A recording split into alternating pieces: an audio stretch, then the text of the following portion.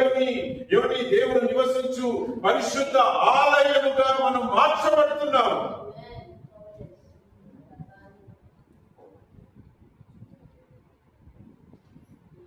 ఆయన ఆజ్ఞలను అనుసరించు వారుగా దేవుడు మనల్ని మారుస్తున్నాడు. దేవునికి స్తోత్రం. హల్లెలూయా, హల్లెలూయా, హల్లెలూయా.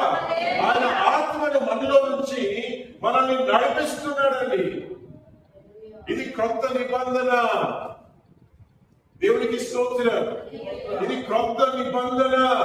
ఈ నిబంధన మీరు నేను చేసేది కాదండి, దేవుడు తన ప్రజలతో చేసినటువంటి నిబంధన ఇది.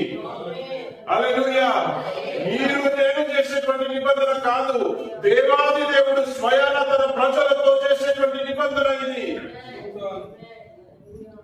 ఈ నిబంధన తను చేసి ఆ నిబంధనను స్థిరపరచున్నట్లు ఎవరి తన